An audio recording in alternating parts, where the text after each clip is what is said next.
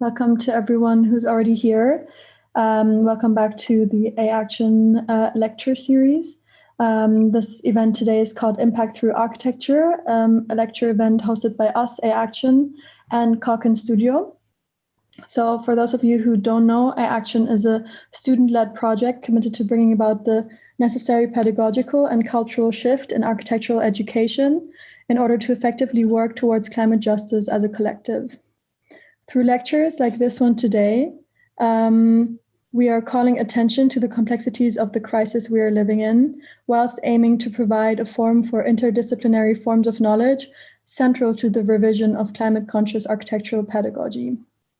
Now to CAUKIN Studio. It's a social enterprise that creates impact through architecture. They use their projects as a vehicle to educate and upskill local communities and international participants in design and construction.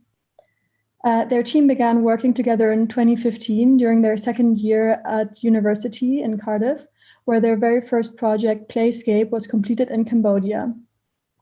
After their success of Playscape, CAUKIN Studio identifies the immense value of working with local communities and the knowledge exchange that takes place both on and off site. In terms of today's event, the themes surround impact and how impact can happen through architecture. Every person, community, or place should have the opportunity and tools to shape the spaces they inhabit. We should all benefit from the quality of life that is achieved through informed design. By seeking collaboration with charities and the active involvement of local communities, we all should hope to make an impact on everyday lives and the architectural community as a whole. We firmly believe that buildings are opportunities for a rich, beautiful educational process, not merely a final outcome, and we hope that by working together, we can take these opportunities to make real change. So now I invite to the floor Harry and Josh from CAUKIN Studio, who will be giving a lecture, and then the floor is open for questions and discussions. Brilliant, thank you very much for that introduction. Oh, I'm on the last slide. 2 secs, there we go. Can you see it full screen?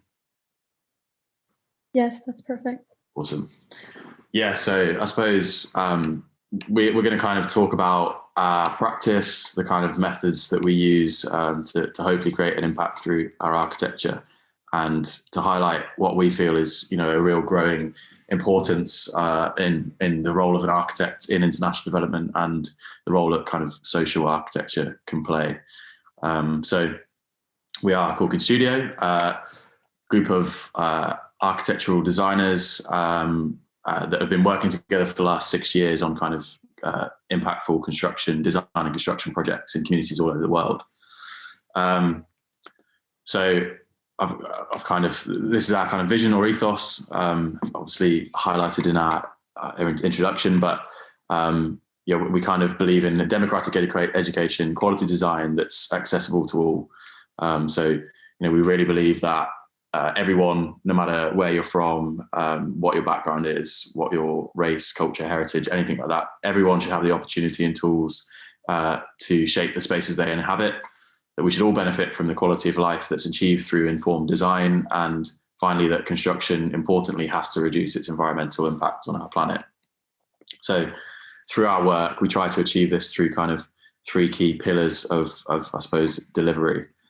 So the first of which is designing through collaboration. So working with the communities and end users that are benefiting from the building, we are,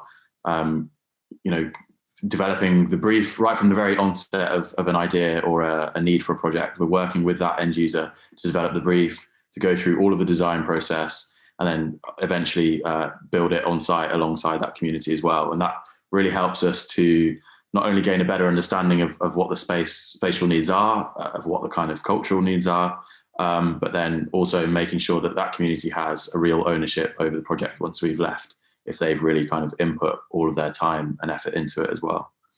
So then the next one is learn through building.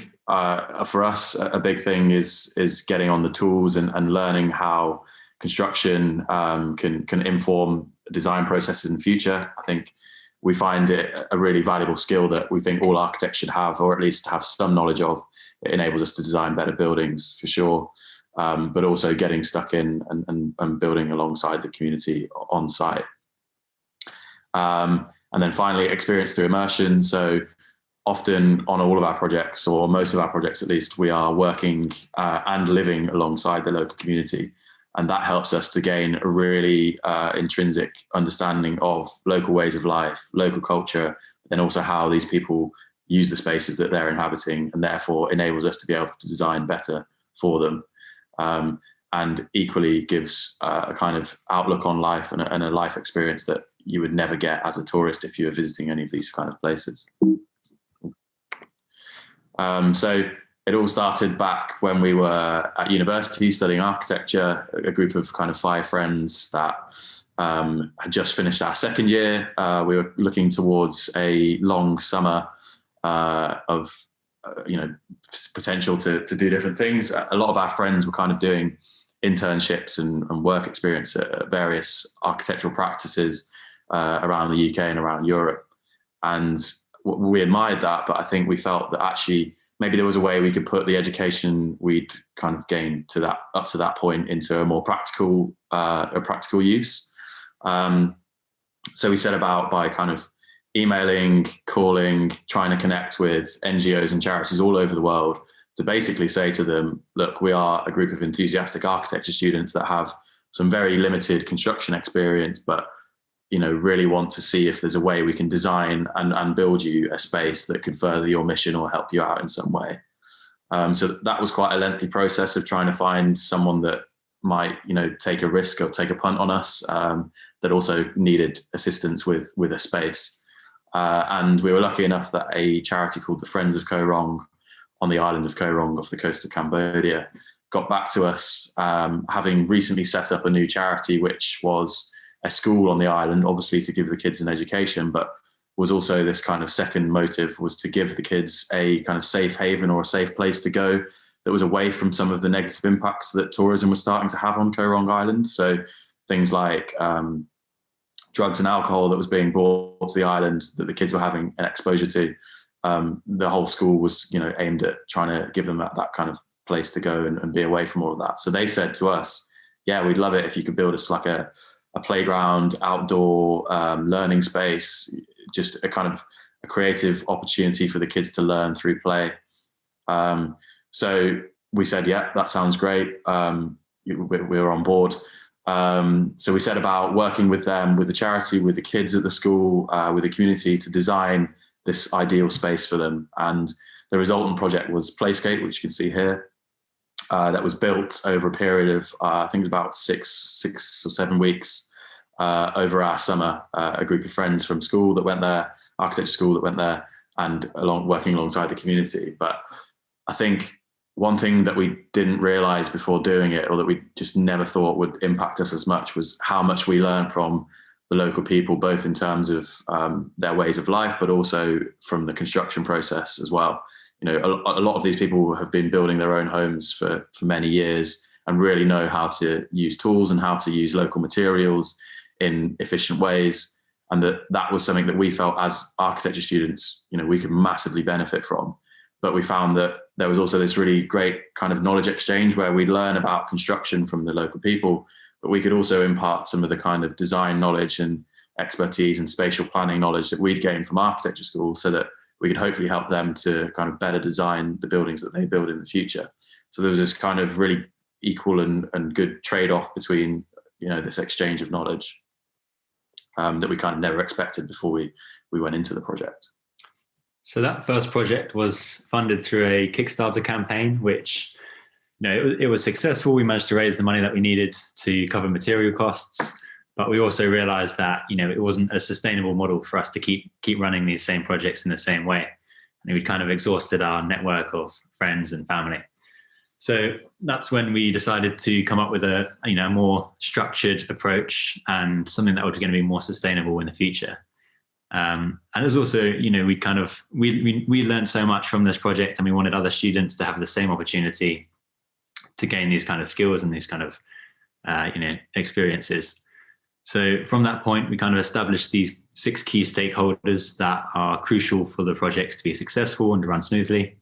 The first of which is the local community. As Josh said earlier, making sure that they're fully involved right from the brief making process all the way through to the final, construction and handover, so that they have that ownership of the project. It's exactly as they need and as they want it. And, we can ensure its usage and, long lifespan. Secondly, there's an NGO or charity partner. So on each of our projects, we will work with a local figurehead who already has established that trust and that network within the site location. And their role is to identify the needs of the community, identify where we can have the most impact. There's initial communications, logistics, making sure everything's going to run smoothly, everything's in place, but also to fundraise for the build costs as well. So that's taking that kind of big fundraising task off our shoulders and allowing us to focus on what we're trained to do and what we're passionate about, which is the more of the design, construction and engagement side of things. There's then the international participants. So you guys, architecture, design, engineering students or young graduates that are looking to both, put some of their experience into practice, but also learn from, a much more diverse range of people on these kinds of projects, and have an opportunity to work in a very different climate, a very different context, and see how that all translates into a proper finished built project. I think something that we found frustrating as architecture students is that it's very rare to see a project and work on a project right through from the start all the way to seeing it finished and seeing it built. And often, you have to go through 10, 20 years of being in practice before you get that kind of responsibility and that kind of ownership of a project. So we wanted to kind of fast track that whole process and give people the opportunity to, really work on these projects at a much younger age. There's then local skilled workers. So this is kind of an extension of the community and the NGO. We'll work with everyone to identify a few key people within the surrounding area that have a set of skills that is necessary for the project. So that could be welding, bricklaying, carpentry, etc. And their job is to obviously, the construction side of things, but also to teach a lot of unskilled workers that are looking to increase their employability and perhaps work in these industries in the future. And also to teach us and the international participants, on every project we're working on, we're still learning a ton each time. And, every time we go to a new country or a new place, there's different materials, there's different climatic issues, so that we really kind of hinge off these people to gain that kind of knowledge in a short period of time. And next we have the sponsors and donors of a project. This is people that are either donating financially for materials or donating materials specifically, such as like concrete suppliers, or it's people working pro bono, offering up their services. So we work with engineers and environmental design specialists to make sure we're really adding as much value as possible to these projects, and we're utilizing the network and resources we have access to here, which are much harder to find in some of these remote locations. So making sure we're really adding strengths, ventilation, all this types of stuff. And finally, us as a kind of facilitator, making sure that all of these stakeholders have an equal say, everyone's voice is getting heard, and just sort of managing that whole design construction process from start to finish. So it kind of, after we established these different stakeholders, this kind of comes hand in hand with, as we were sort of growing the organization, starting to take on more projects, we could have a little bit more of a say into how we select those projects and what we're really looking to gain out of them. So some of those selection process is, going through the NGO, having a really active and trusted NGO or local figurehead on the ground, making sure that they have the trust of the community and that the community has requested this project and it's something that they really, see a value in. And also identifying where we can have the most, the kind of exchange of knowledge between our team and the international participants with the locals, and identifying that there's, opportunity for that to happen. And if we don't believe that we're going to add enough value to the project, or we think it could be done more successfully just with an entirely local team, then that's something, again, we'll say there's no point in us forcing a project to happen for the sake of it happening. We're much more interested in, adding value to somewhere where our expertise are needed. So that kind of comes hand in hand with the objectives of a project, we're obviously looking to create as much impact as possible. So looking for community-wide social impact is quite crucial, something which is going to improve day-to-day life. This could be education, community halls, community spaces, healthcare facilities, that kind of thing. Secondly, is a long-term economic impact. This is both in terms of employability and upskilling, but also in the building itself. So this is a project we'll talk about a little bit later, but trying to find facilities that we can create which generate their own income, so that in the future the communities are gaining their own sustainable source of funding to increase and keep improving their spaces. And finally is a low or positive environmental impact. So working with charities that are actively looking to combat the climate crisis, and equally being extremely aware with how we're carrying out these projects in terms of what materials we're getting, where they're coming from, what the delivery is, what the lifespan is, all of this other stuff. And we'll touch upon that later.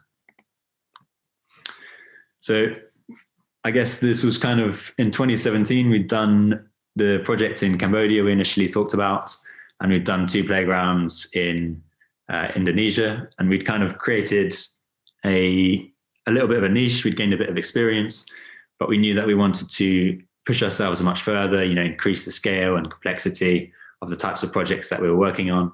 I think for us, it was, those playgrounds were a perfect first project. They're quite a nice scale. There's quite a lot of design freedom there. But we were coming up to graduating now and looking to kind of, I guess, test ourselves a little bit further. And we were quite fortunate to reach out to this charity in Fiji. They were quite receptive of the idea, quite, positive, but equally they were also very, skeptical. And there was quite a long process of talking with the NGO sort of once or twice every few weeks throughout sort of 8 or 9 months before the projects actually happened. So really ironing out all the details, making sure we were fully clued in with how this was going to work, logistics, etc., making sure everyone was on board. And these 2 projects, we did 2 projects there simultaneously. One was a kindergarten and one was a community hall. And again, this was kind of the first time that we put those 6 key stakeholders into practice. So getting all the engineers and specialists on board, making sure that, we were taking a lot of things into consideration. So the major issue here in Fiji is cyclones. And it's an area now that we've been working in for a number of years. We've gone back and worked with the charity for 6 or 7 projects now. So it's kind of setting that seed and that root, and then as you build on that experience, making sure that it's not just wasted and move on to the new place. The more we work in a place, the more impact we can build up there over time. So I suppose our role as architects and in a way contractors and project managers now is to design a building that has the kind of optimum output that achieves the kind of needs of the community and also creates the most impact with the money and the resource we have available for that project. So there's kind of a number of key design considerations that we have to balance in equal measure to come up with that perfect or perceived perfect building. So the first of which is obviously the budget. I mean, this one doesn't necessarily need much explaining. Often we're working with charities and NGOs that have a very much a red line budget. It's a set pot of money that we can't go back to them halfway through construction and say, oh yeah, we've run out of money, we need some more. So when we're designing, that means we have to make sure we're planning our contingencies really well. So counting every screw, nail, bit of timber that goes into the building to make sure we're not going to run out of money. But equally, looking spatially at what is really necessary to the kind of key objectives of the space and what kind of ancillary bits of accommodation or features of the building are just not needed and therefore can be kind of value engineered out, but can still achieve the impact that we're trying to aim for. We've then got climate. So obviously we're working in quite a few different climates across the world, each with their own different challenges. So making sure that we're adding value through using kind of, our network of structural engineers and environmental designers to overcome climatic issues, things like earthquakes, hurricanes, cyclones, that's flooding, that sort of thing. So that's a key consideration. And then materials, this one's really important for us, that from both an environmental standpoint of trying to keep the embodied carbon of the building to a low value, but also for the kind of longevity of the building, it's that we're using entirely locally sourced and locally available materials. And our reasoning for that is that if we can use materials that are already available to local people in ways that kind of are slightly more innovative and achieve further strength or achieve better ventilation, a more comfortable space to be in, for example, then it can hopefully mean that once we've left, the local people that we've been working with will take those kind of design considerations and use those materials in the kind of future builds.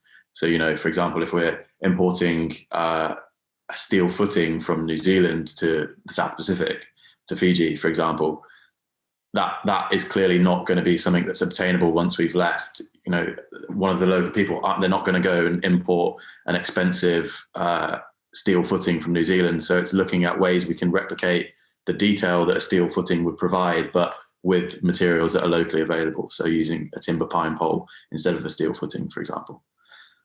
We've then got skill level. So obviously we're working with a relatively unskilled labor force.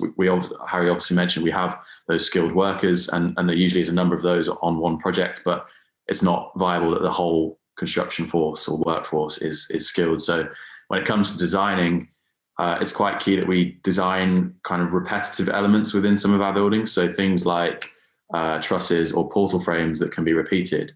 And when we're on site, that means that we can have a team working on fabricating one or two portal frames, and then they can just be replicated time and time again. And that kind of learning process is really accelerated. Once you built one or two, you can then just replicate it 10 times and suddenly you've got enough frames for a whole building, which links quite closely to time as well. Often we're building under quite tight time frames and constrained time frames. So I think most of our buildings to date have been anywhere between kind of 2 weeks and up to about 4 months in time span, which for a building of a fairly sizable building is quite a short construction period.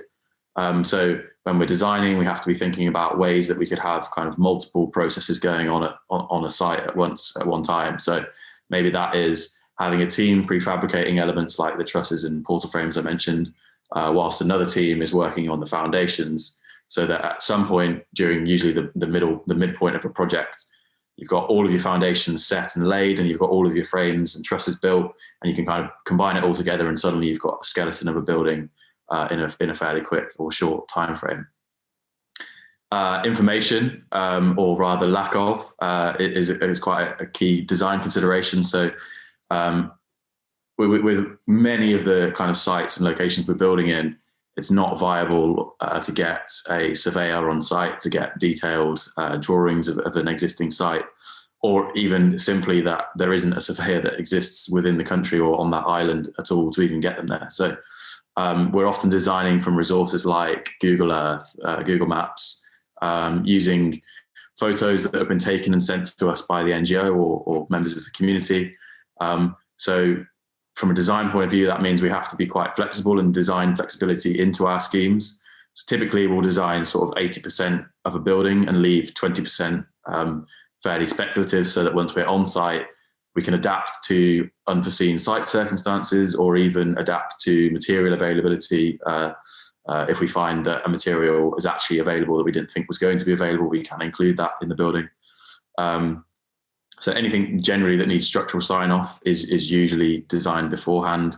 And then once we're there, details, doors, windows, etc., openings, they're all kind of designed on site, which also gives kind of a bit more of a kind of ownership from the community in the design of the building once it's on site as well. And then the final one, access, something that we kind of have to consider more and more as some of the locations we're working on are becoming more and more remote. So this example here is from the Boulevard coconut oil cooperative facility that we designed and built in 2019 in Fiji. And a key consideration with this one was that you could only get onto the island of Patiki, where the site was, through a really small gap in the reef. So the fiberglass boat on the left of the photo was the only thing that could fit through the gap in the reef, which meant that the materials that were coming from the mainland had to come on a big kind of ship. They were then offloaded onto the fiberglass and then transported onto the beach near to where the site was. So when we're designing, that meant we had to make sure we weren't specifying lengths of timber over a certain length, and also making sure that we could calculate the cost of that transport back and forth into the whole budget, as well as not specifying things that were necessarily too heavy, like a really hefty pine pole or something that is a really good structural element, but obviously would sink the boat. So it just wasn't viable. So it's trying to balance all of these considerations to come up with the kind of most valuable design. So we'll run through a couple of kind of key examples of projects that we've completed in the past that have a kind of key aspect to each of them. So this one was the Rama school in Vanuatu, a classroom and a library space for a village, Rama's village on Pentecost Island. This one actually had a really interesting climatic consideration to the brief. So essentially, the Tambok project, which was our charity collaborator on this one, had done some needs assessments on Pentecost Island post the cyclone that happened in 2015, which had wiped out a lot of buildings across the whole island and across the whole of Vanuatu. So they went around different villages assessing the need for different facilities. And one of those was a need for a school in Vanuatu, in Rama's village. But the really interesting climatic issue with this one was that because of the elevation of the building and the school site on the mountain, it meant that they had a really high humidity and really high moisture levels all year round. So that meant that the teaching spaces they were using were constantly just condensation everywhere. So their blackboard would constantly have condensation on it, which meant writing on it with chalk was really difficult. It also meant that the library books that the Tambok Project charity had been sending out to them and the learning resources had been sending out to them were becoming sodden with this condensation and destroyed at a much kind of more accelerated rate than you would otherwise expect. So they said to us, we want you to build a school classroom and specifically a library space that can somehow reduce this moisture issue and prolong the life of the books. So we obviously couldn't install a load of dehumidifiers and air conditioning units. That defeats the object, and it's not possible. There wasn't any power or sustainable power in this village. So it was looking at ways we can use environmental design, working with environmental design specialists from Cardiff University to come up with kind of low-tech solutions to overcome this problem. So the solution was basically to clad the library space in steel metal roofing that was then painted black. So the idea being that the heat from the sun was absorbed and radiated into the space, which therefore lowered the relative humidity. And then when that's coupled with natural ventilation, this moisture-rich air, this warm moisture-rich air was then kind of pulled out of the building and therefore reduces the humidity in the space. So since we completed that, we've been kind of monitoring with digital equipment the humidity, temperature, moisture levels, and it's been showing a 20% reduced moisture level compared to some of the other spaces in the school, which is really great to see. Yeah, this is a project we finished in 2018. It was kind of, quite a big step up for us. It was the first project that we'd done in the South Pacific. That was this pine pole kind of construction. As you can see, they're huge individual pieces, all transported from the truck down onto the site and then carried all up by hand. You know, one of these considerations that we always have to make is that there's not going to be, big lorries or trucks or diggers, and, a lot of it has to be done by hand. So maybe a little bit of preconceived ideas need to be chucked out the window, and that all needs to be known quite early on in the design process.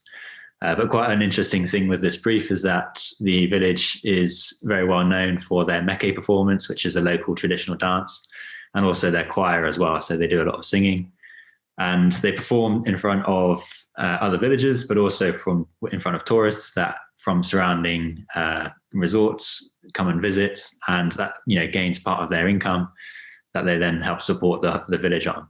And they're currently just doing it on the open kind of green space out the front, but they're quite keen to use this community hall as an opportunity to have an additional function where they could perform for any visitors, but also a space where they could create crafts and then sell those crafts onto any visitors as well.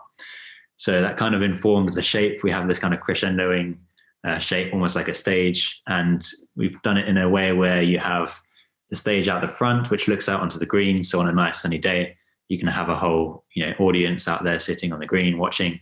Or when it's, a little bit colder or raining, you can move inside. And again, you've still got that kind of nice theatre type space.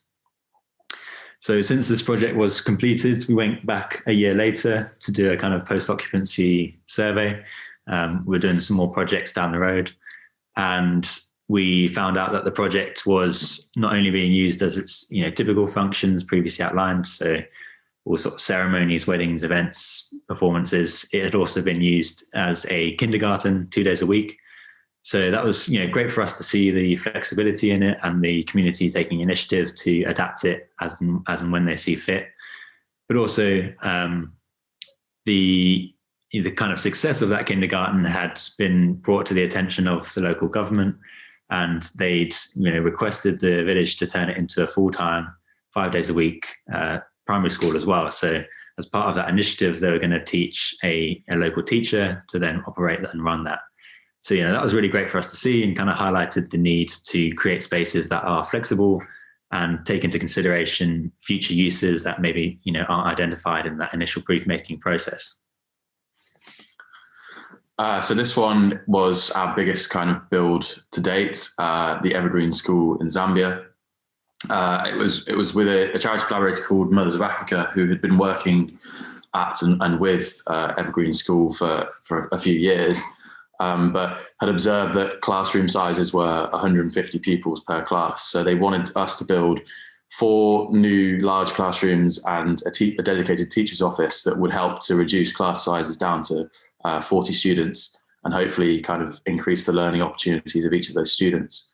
But this one was really important because of the local workforce that worked on this project. And we feel that it's really key to lead by example in some of these projects. And often in some of the locations we're working in, kind of prescribed gender roles are a thing here. And, the idea of women in construction in some of these places is a bit of a taboo, or is just unheard of.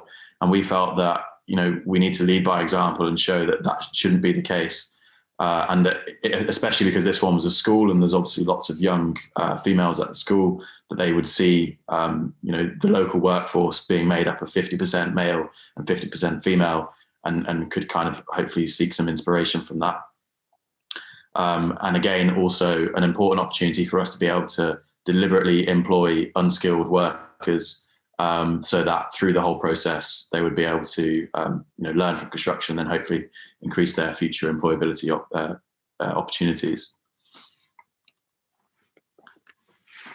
So this was one of our first more major projects in the UK. Again, it was also our first opportunity to work on a more art installation type project. So a little bit more design freedom and creativity. We worked at the Eden project in Cornwall, which hopefully some of you are familiar with. And they recently became a National Bee Reserve. And to mark that, they wanted to create this pavilion and demonstrate some of the research. This charity called the Bee4 Project, which we're working with, demonstrate some of the research that they've been doing, and also demonstrate how the public could get involved and what impact they could have themselves. So we created this kind of beacon up on their sort of wild meadow sites, a little bit outside of the main Eden project.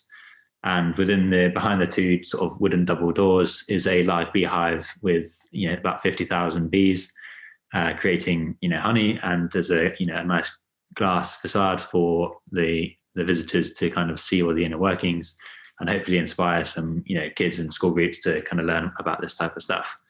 So this project was built with reclaimed scaffolding from the original supplier of the Eden project. So it's quite a nice little kind of full circle. So some of this scaffolding would have been used in the actual construction years and years ago, and now comes kind of back to its site and forms the main project.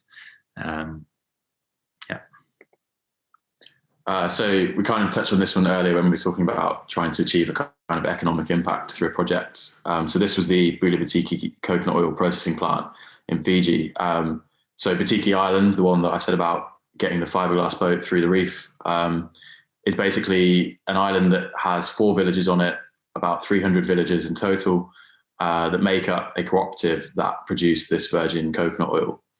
And they kind of upscaled their production so much so that they were kind of selling across the whole of Fiji, which is really great. But it meant that they were also using all of the space they had available to them. So people were producing it in their houses, in the community hall, in the church. Kind of any available space had been taken up by the coconut oil production process. So a clear need for a dedicated facility was identified. And the objective was not only to provide a facility that was kind of catered to each part of the process, but also that achieve some of the kind of food hygiene standards that are required to be able to sell to a wider audience.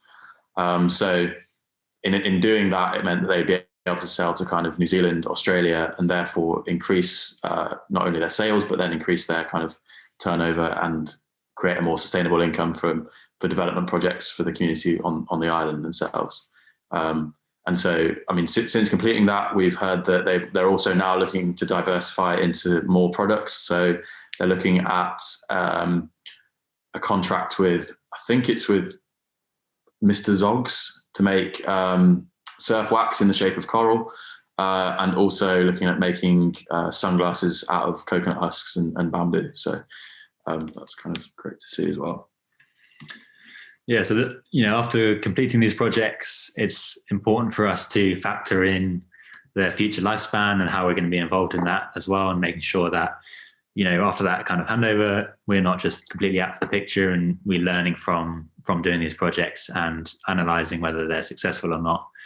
So this is much easier to do in places where we're continually working. So it's very easy for us to do that in Fiji year after year. Again, with Zambia, that's a location we're going back to now. We're supposed to go back to last year, and hopefully now this summer we'll be going back with the same charity we've worked with before, and just sort of creating kind of more like satellite offices. And that's kind of one of our long-term goals, is to actually have a dedicated local team in each of these, areas around the world that can, be a little bit more autonomous, source out projects, work on projects, and, saves on that kind of yearly cyclical process. So this project here was one that we completed in 2017, the kindergarten that I mentioned, the first kind of step up in project we did. And again, we went back in 2018 to see how it was doing. And the attendance had gone from 8 students, which were getting taught in the local canteen prior to the construction, all the way up to now, a year later in this new space, at up to 35 students, and they were now having to turn people away. So, it was great to see that they had made it their own, filled it with all their drawings and their work, and it had attracted, a lot more students in the surrounding area to attend and sign up, but also highlighted the fact that, we needed to almost be more flexible and try and, factor these things in future projects.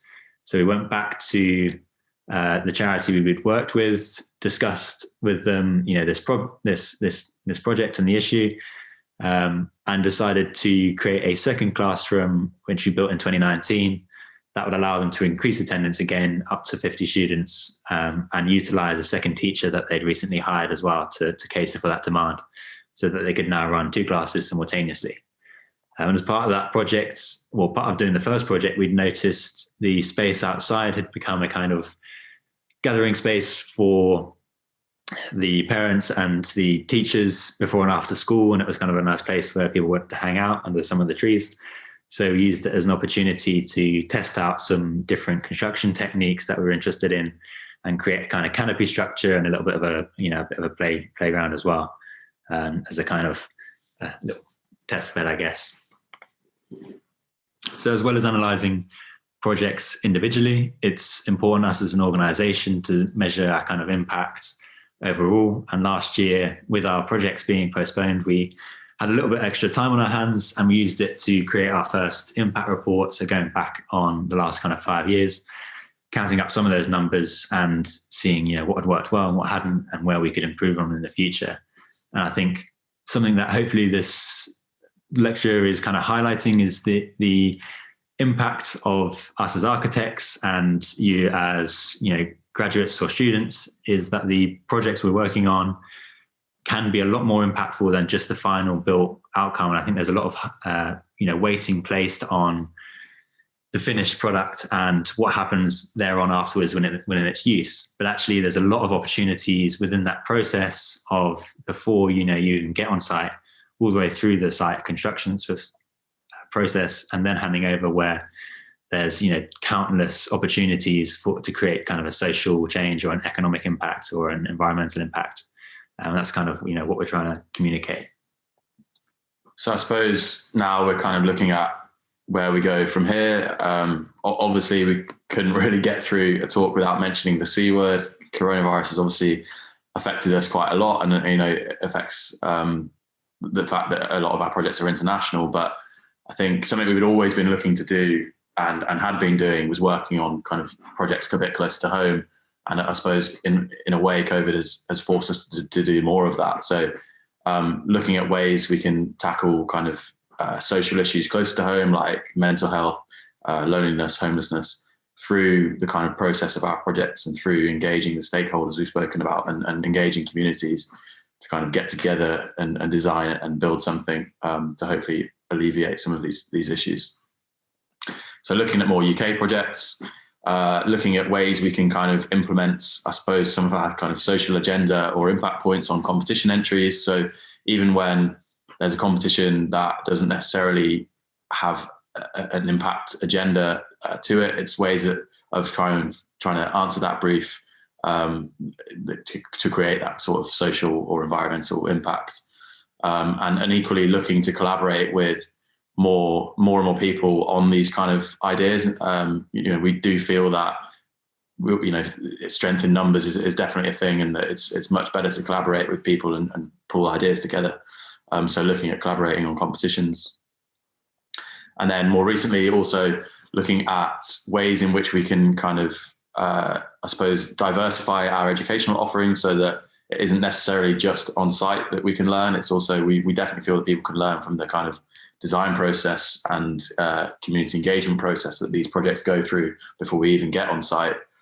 So looking at virtual workshops, which we started recently, and most of these are kind of focused around a research topic that as a practice we've always been looking at or are interested in. So this example here was prototype housing in the South Pacific. And the aim was to go through this virtual workshop that engaged speakers, industry professionals and critics to kind of create this body of work and research around prototype housing in the South Pacific that can kind of overcome some of the climatic issues. And obviously hurricanes in Fiji and Vanuatu and the South Pacific strike fairly regularly, and the severity of them is increasing as climate change is taking effect, meaning that people's houses are being destroyed and people are then just rebuilding from the ruins. It just gets destroyed again, and it's this kind of constant cycle. So is there a way we can use a design guide or come up with some designs that might be able to help break this cycle and move towards that? So doing that through the platform of virtual workshop. Yeah, and I think part of the reason we do these projects and these virtual workshops is to create a kind of network of people that are equally as passionate as we are about, you know, using architecture for social or environmental good. And I think there's a massive growing awareness and desire from architecture students, young professionals, to do this. But there's also a lack of opportunities or routes into it as well. You know, a lot of university design studios or briefs are very either theoretical or UK based, or don't necessarily give the direct tools to work on a live project or the know how to actually implement these kind of things. So that's also partly why we're doing the virtual workshops. I mean, we have 4 coming up starting in March, if anyone is interested in signing up, and they will relate to a live build project that we're also running. So these are, with real clients, real communities and NGOs and end users, and also those designs that the participants are working on in the design workshops directly influence the final finished built outcome. So again, they're up on our website if anyone's interested. So that's kind of that's kind of the end of it. I mean, bit of a shameless plug. If anyone wants to follow us on Instagram, it's at CAUKIN Studio. But yeah, welcome your questions if anyone's got any. Thank you very much for your talk and your insight into your work and the realities of sort of aiming to create an impactful or an impact in general through architecture. If anyone has any questions, please don't hesitate to like raise your hands and then I can unmute you, or if you feel like you'd rather write in the chat box, go ahead. Yeah.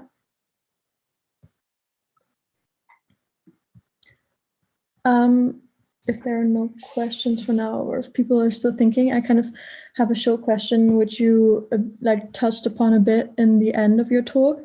Because you started CAUKIN as students, how would you say the type of teaching at university, or the lack of a specific type of teaching at university, has led you to create that at university, and what kinds of are there any sort of opinions you have about a wish towards how pedagogical institutions such as the AA or any other architectural institution could deal with this issue of the lack of this kind of teaching or awareness?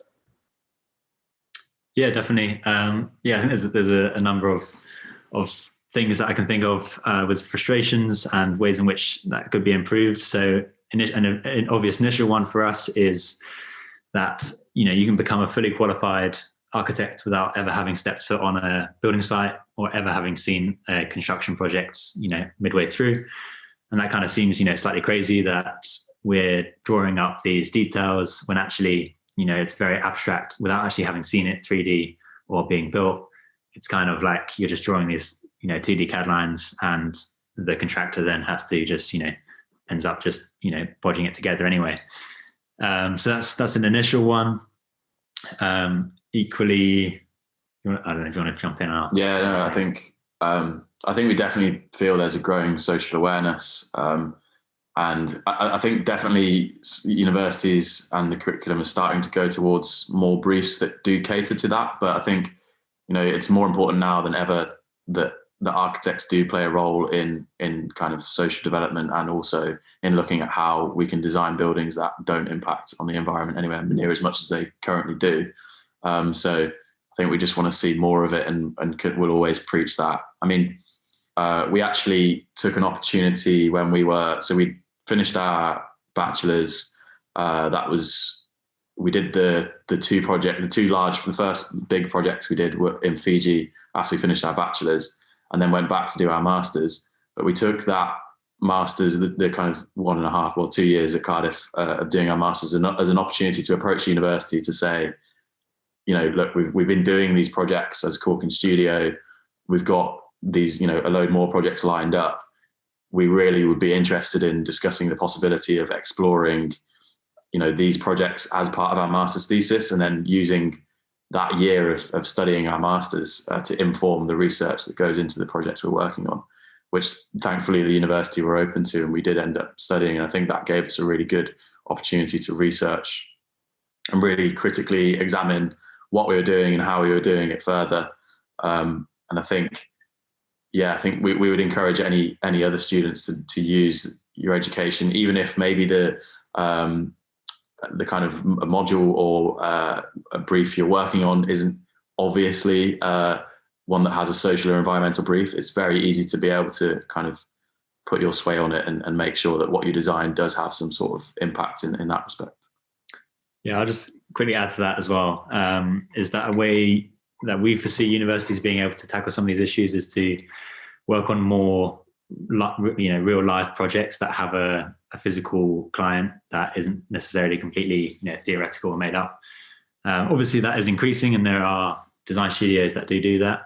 But it means that when you have a real end user in mind, that other aspects start to come into play, such as how you communicate your project, how you communicate an architecture project to non-designers, and also business skills as well. How are you going to take this forward and create your own practice. There's so many architects and designers out there that would love to, initiate their own projects and start doing, their own stuff straight out of university, but they don't feel that they have the confidence or the know-how to actually do that. And that's kind of a little bit of a missing link with the education, is that, as is with every industry, business is a massive part of it. And it's kind of, not taught at all at universities.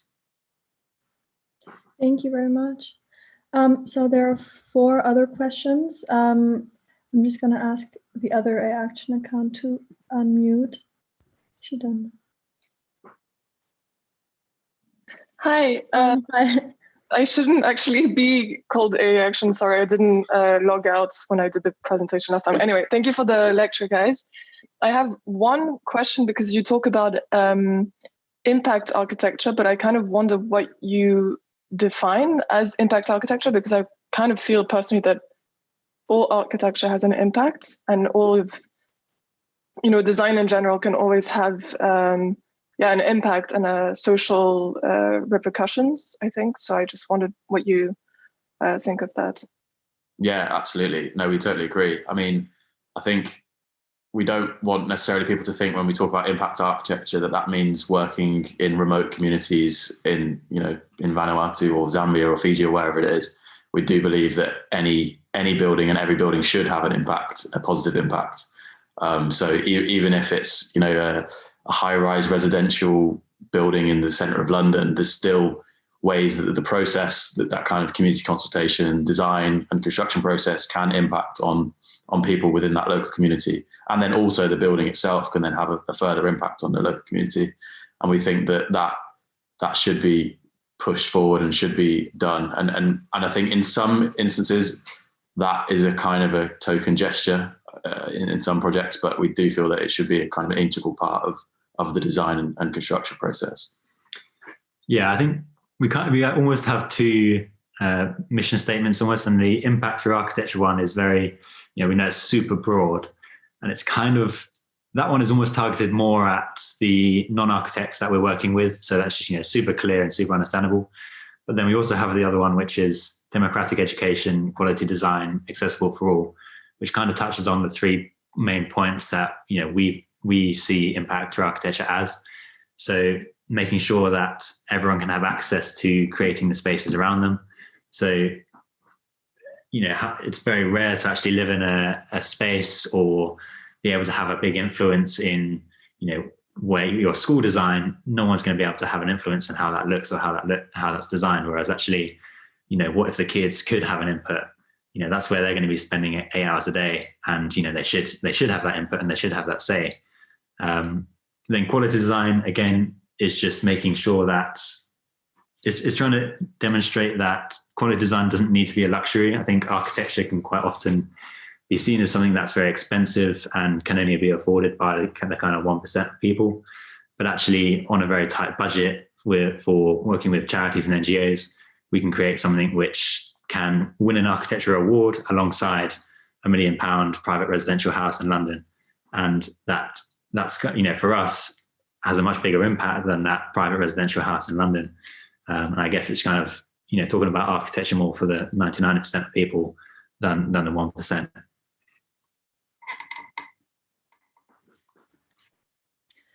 Thank you. Okay, so Wake, that's your username. I don't know what your name is, but here I unmuted you if you want to ask your question. Hi, Nigel Wakeham. I'm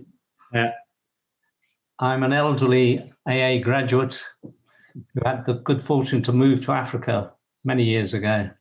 Awesome. I've been working in development ever since. I've been following you for a while, and I'm very impressed with your work. Thank you. It's great to hear. What I've found is that I've had to forget about architecture to a large degree. What I learned at the AA didn't really stand me any good stead in Africa. Have you found the same thing? I mean, I've seen it. There are a number of young practices around. There's a certain American one, which I won't name, who try and do good work, but they concentrate on the architecture rather than, I feel, solving the problems. Would you agree? Yeah, no, I definitely think we agree. I think that it's the whole conversation of the process of achieving a building is actually more important than the end product of the building itself. I think, especially, when we're working in some of the locations we're working, we'll never ever introduce ourselves as architects. It doesn't really mean anything or give us any kudos, and we don't want kudos for it either. I think it is about relationships and striking relationships with the people we're working with, and that is almost, as I say, more important than the whatever comes out as the finished build and the finished design. Yeah, but equally, it might not actually be a building that is the best solution to the problem. So through the kind of brief making process, if we can nail down what the actual issue is that, they think the building is the solution for, if it turns out that actually it's not, and actually, a new enterprise initiative is going to be more valuable and bring in more income for them, then actually, it's not going to be a project for us. And then we're quite happy to, part ways with that, or, connect with other people that can fulfill that project needs. I think, I kind of hinted on it earlier. There's no point in us doing a project for the sake of doing a project, just to, tick a box and get a new project under our belt. It kind of has to be worthwhile and valuable. Yeah, I agree. I don't know if you didn't go in. There was a competition for a house in Tanzania. Did you enter that? We did see that, actually. We didn't end up entering it at the time because we had some other work on that we couldn't put the resource to it. But we did see that. I think there's also currently a maternity centre one that's of a similar vein at the moment. If I'm not mistaken. Well, don't bother. I entered. I did a very simple house that could have been built immediately at very low cost, and it wasn't even considered. And the winning entries were just ridiculous. I mean, they had nothing to do with rural Tanzania. Yeah, definitely. I mean, often the ego of the architect overtaking what's actually most beneficial can come into play, I suppose. Yeah. I've got some information on my website on building low-cost houses in the Pacific, if you're interested. Yeah, definitely. Not done by me, but by some other architects who worked in the Pacific. Yeah, that'd be great. Send us an email, info@CAUKINstudio.com, and we'd love to read that. Okay, I'll do that. Thanks very much. Very good talk. Cool. Yeah, it'd be good to hear. Feel free to put the link in the chat if you wish. Mm-hmm.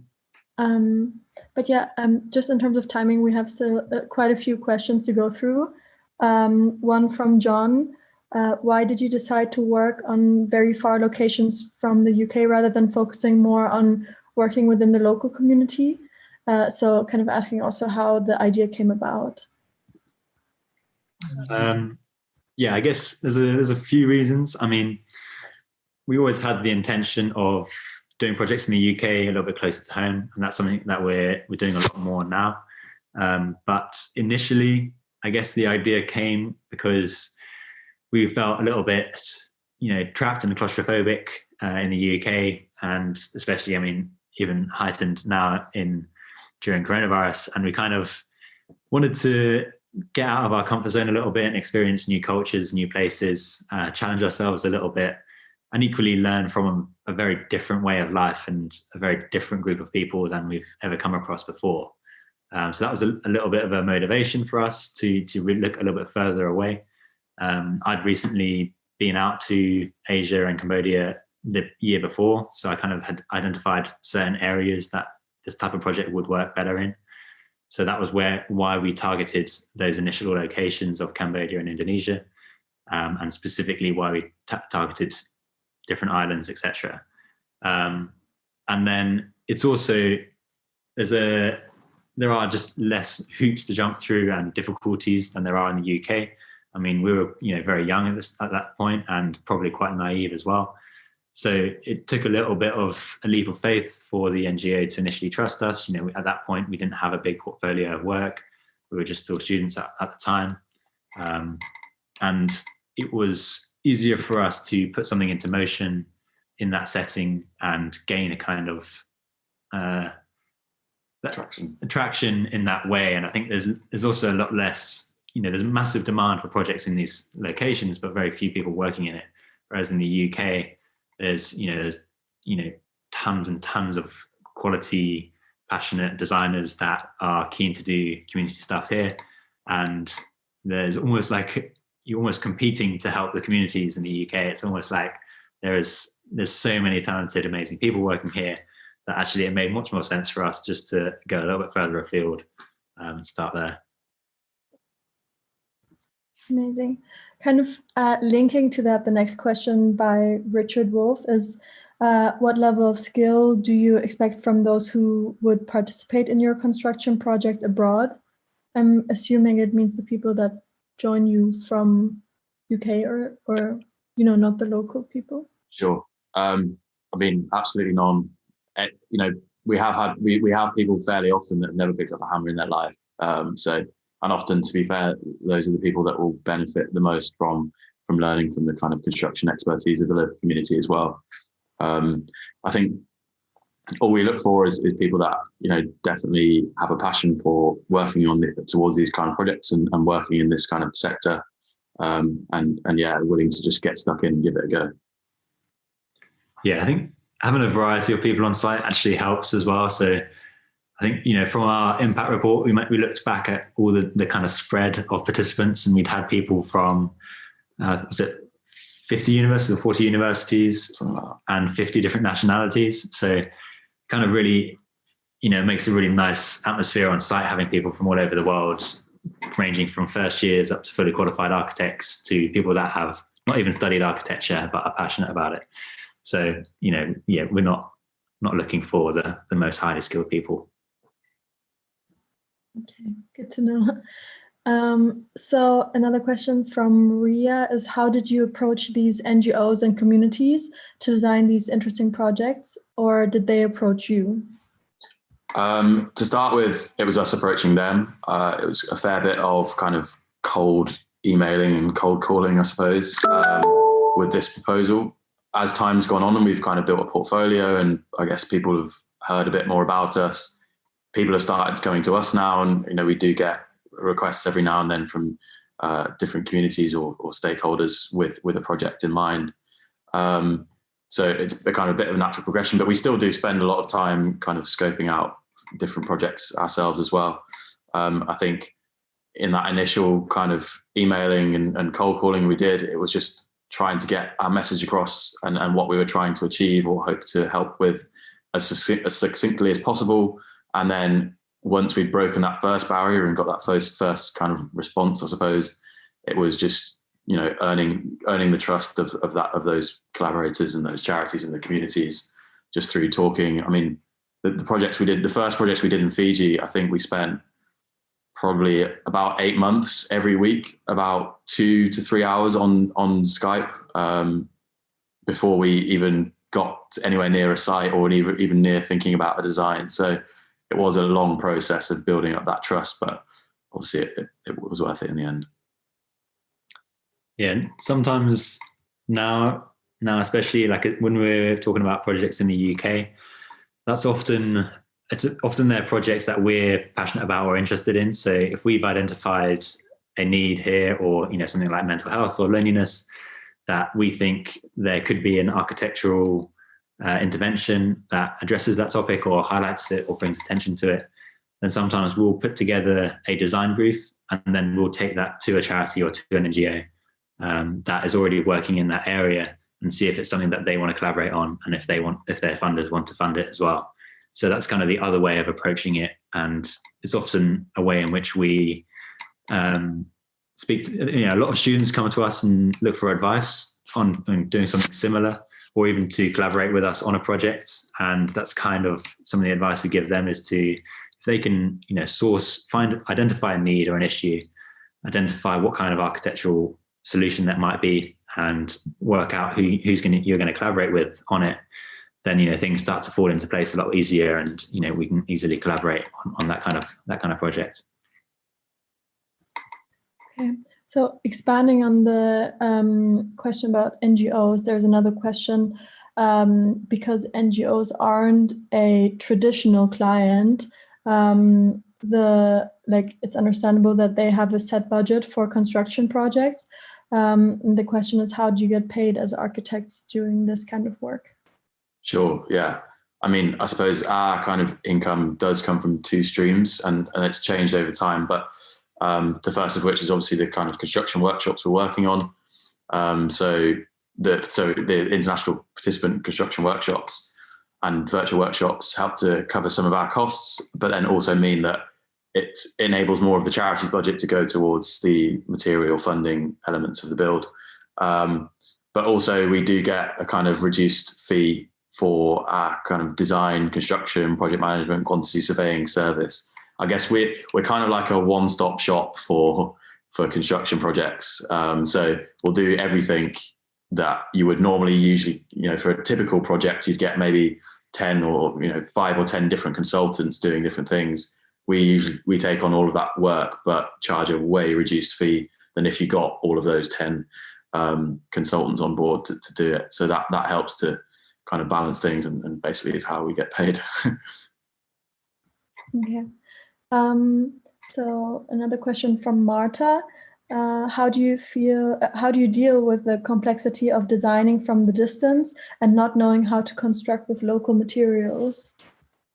Sure.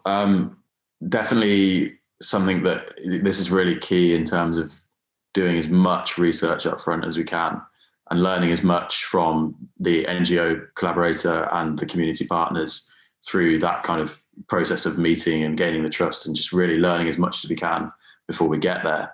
Obviously, over time, we've gained much more experience in various different types of materials like masonry construction, steel construction, timber construction, and you can apply most of those principles to most of the places we're working on. But yeah, it was really kind of hinging on our network of other kind of professionals, like those engineers, environmental design specialists, even builders that we know that can give us a bit of advice on how to work specifically with some of the materials that we know we can find there. And then in line with that, it's also really studying the local vernacular from pictures and information that we've been supplied by the NGO or the end users to kind of understand what we know we can definitely get and source materially from those places. Yeah, I think that's part of the reason we don't fully design our buildings before we go out there as well, just so that we have that flexibility to make those changes. And likewise, it's one of the benefits of going back to the same areas time and time again, is that obviously the first project we do in a new country or a new material isn't going to be, totally revolutionary or innovative. We're going to start off with something that we know we can achieve. And then when we go back to that location, we can build upon those initial skills and what we've learned to push things a little bit further, and then, repeat and, hopefully increase the kind of innovation each time. Okay. There's another question by Megan Cole about more about education. What is the one thing you wish you were taught at architecture school that you have since learned from your experience with live projects? Of course, apart from the physical building experience that you already mentioned. I think for me personally, a big one would definitely be the kind of business side of things and understanding not only running a business as a whole thing, but also considering each project almost as its own business and coming up with plans of execution for the building, funding strategies, how to work with other collaborators and get the most value out of everyone that you're working with. And those kind of business skills that you just, I suppose in some ways you can't be taught, but I do think there would have been things that we could have been taught at university that would have really helped to kind of accelerate that process, and not necessarily mean we'd have to do it all on a whim. Yeah, and it kind of comes hand in hand with business skills, but also like presentation skills and talking about your project and presenting your project to different types of people, whether that's your critic at the end of the year or an external tutor, or it's the end user, etc.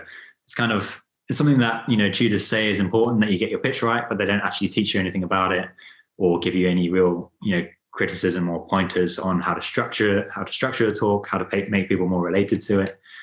A good design will get you so far, and nice, pretty images will as well. But if it's not communicated correctly or impactfully, then people are going to forget about it, or they're going to, get confused about certain elements, or the questions that they ask you at the end of your crit aren't going to be the types of questions that they want you to ask because they've misunderstood something. So getting that right is, can, change whether someone wants you to do 10 iterations or 0. Okay. So I think we have 3 more questions. So how do you do management resource at within CAUKIN? Is everyone working on part-time or full-time basis? Yeah, we're at the moment, there's 4 of us that are full-time, and on a kind of project by project basis, we'll kind of contract extra members of our team who are either working at other practices or are freelance, and we kind of work with them on a project by project basis. And the way it usually works is they are often people that have previously come on our projects as participants. So they'll start off as getting stuck in on site on one of our projects, and then we'll usually identify a few people that have stood out or shown a little bit more initiative. And then we'll ask them to come back as a project runner, so a little bit more responsibility, managing some of the people. And then, after this a few more times, then the idea is that this person's then trained up through our projects, have a complete understanding of how we work, how we run these things, so that they can then run these projects entirely themselves without us being there on site at all. So that's that team of 20 people. That's those kind of people that have gone through these iterations. Okay. So a question by UKIN Studio. Also, if you have to go or something, just let us know. I'm just gonna keep going until the questions are done, if that's okay for you. That's fine. Yeah. Okay. So UKIN Studio is asking that you referenced some local culture to your design process, and the person is wondering, how do you make your projects relevant? So what does your process look like to the it's about how you make it relevant to the tradition of the local communities, and whether you've seen any of them taking these ideas further into their local construction. Yeah, sorry. Sure. Yeah. I mean, I guess I was going to go answer that question with a kind of couple of examples. So one example would be in Zambia. We kind of came up with a window design, which we'd seen a few people use. Obviously, ventilation is quite important in these, very hot countries, and having that kind of flexibility. So it's, they want to let light in, it needs to be, flexible, more ventilation, etc. So we came up with a design that we'd seen a few other architects use, similar on other buildings in similar areas. And similar again with local buildings. And then we came up with a design which we worked with a local welder on. That welder then took those designs forward after we left. He'd obviously learned how to construct them, the benefits of them, etc. And then he created it as a product that he could then sell in town to other people and then generate more income. So that's one example of people taking this forward beyond us leaving and that helping their income. A more hybrid solution would have been when we first worked in Fiji. The engineers specified these steel footings, which you mentioned before, and that was something that was way too expensive, had to be imported from New Zealand. Obviously, we can understand why they specified it. They wanted that guaranteed strength. But then we arrived, we looked at how they were currently building their houses. We worked with a local contractor who, talked through their process and the highly treated pine poles that they use. And then we kind of combined the principles that our engineers had, specified alongside the process that the local builder had been using to create a kind of hybrid solution. So that was a footing detail, which was the pine pole that was wrapped and sealed and then submerged in concrete with a kind of male-female joint that had 6 steel bolts going through it into the portal frame. So it's kind of a little bit of a hybrid, a much stronger version to what they would currently build themselves, but doesn't require this kind of steel being imported from elsewhere. So it's kind of looking at maybe more detailed specifics that become a hybrid. Okay. So Another person is asking, has anyone at CAUKIN completed the REBA Part 3 examinations? Of our full-time team, no, we haven't. But again, for circumstances where we need a qualified architect, we've got that with, plenty of those within our network who we kind of reach out to. I think for the time being, we're not necessarily looking to go down that route for now. Obviously, a lot of our time is taken up doing things that are very different to what the typical role of a Part 3 architect would do. So we don't think it would benefit us that much at the moment, but it's definitely something that could be on the horizon for sure. Okay. I think there are two more. What piece of advice, so Sumaya Omar is asking, what piece of advice would you give to architecture students wanting to pursue a similar career path to you guys? I think probably the best piece of advice is just get stuck in and go and do it. I mean, I think maybe one of the things that helped us, I suppose, in starting all of this was, I suppose, naive optimism when we were students. And I guess, you could look at a project and think, oh, there's so many risks here. There's so much I don't know about how I can do this project. But I think if we'd never have just kind of jumped in at the deep end and done it, then we would never have got anywhere. So, do your research for sure, but you've got to just take the plunge at some point, and when's better to do that than now. Yeah, I definitely agree. I think it's very easy to not have the confidence or feel like you need to have more experience and more knowledge before you start doing your own stuff.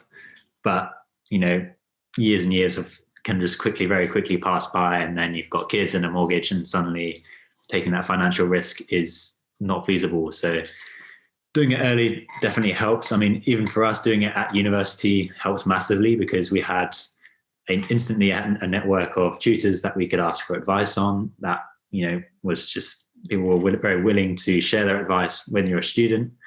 And also meant that we didn't need to financially support ourselves. We had our student loans kind of keeping us ticking over. And as soon as you graduate and you go into real life, suddenly, that there's no loan to cover your rent or your food costs, and you've got to go back into a normal job. And suddenly it's much harder to earn a living off something like this. The kind of first 3 years we didn't take any money out of the company or the projects, and it kind of required us to put that much upfront time into these things to then warrant taking it full time and being able to charge a fee for our services. So yeah, it's difficult, but yeah, definitely just sort of jumping in, and if you can't find the right job, then just make your own job. Okay. And the last question from Werda Omar. The person says, it's really great to see the inception and growth of your organization over the years. How would you like to expand the team and expertise? You mentioned experiment through immersion and end users being involved from conception, but it's easy to say that architects currently don't seem to be good at that. Social science bias here. So expanding our team and expertise, I mean, yeah, we're kind of looking at a few different opportunities and avenues that obviously COVID has had an abrupt stop to some of the work we've been doing, and projects have been postponed. But I think it's opened quite a few new doors for us as well. So we're looking at other ways we can have impacts that aren't necessarily directly architecture or directly doing construction projects. So I suppose there's kind of looking to expand our team in those ways as well. But I think mainly it's just always looking to work with like-minded people. I think if we came across someone or met someone that we felt just really kind of fitted with everything we were doing, it would be almost a case of saying, oh, you're the right person for our organization. We can find a job for you, rather than saying, oh, we need a Part 2 architect or whatever it is. For us, it's more important that the person fits with what we're doing than the role, I suppose. Yeah. Did you mention? I don't know. I was just reading the question again. The satellite offices. Did you mention that? Oh no, I didn't. I mentioned it a little bit in the talk, but expanding our team by setting up kind of location-specific local teams that can then source and carry out projects, with our expertise and consultation, but it means it's a lot more fluid flowing, and we can have a CAUKIN team on the ground for that whole process rather than doing things remotely, which obviously isn't ideal. And I guess that kind of leads on to the second question, although I'm not sure exactly what the question is, but experience through immersion. I mean, we think it's definitely the best and quickest way to learn about, a new place or new people that you're working with, and that coming from a very different place to you. I mean, you can read as much as you want about an issue, but until you're there and you're experiencing it with them, then, you're never going to get the same picture, and things that people assume aren't important. So, if we're designing this prototype housing in the South Pacific, then we really need to know, we need to go and live in the South Pacific in one of their current homes, because you need to know, how they're doing their washing, where they're doing their washing, what's their toilet and shower setup, the sanitation, where does waste go in the village? Is it burned? Is there a communal space, drainage? What materials do they have? What kind of budget do they have? And once you're living with people, you can see how often they're going to their farms, why are their farms so far away? Why aren't they closer? Can that be changed or incorporated, or is there a reason for it? A cultural reason? And these are things that you can ask as many questions as you want, but it's going to take forever. And people they think what they do is normal, and it's very different to what we do and what we think is normal. So it's like having two different conversations at the same time. Thank you very much. And overall, that was an amazing insight, and thank you for taking the time to provide us with this lecture. And yeah, if there are no more other questions, I think that's it. Yeah. Awesome. Thank you so much. Thank you very much for having us. As I say, follow us on Instagram, and if anyone has any further questions, then feel free to email us info@caukinstudio.com.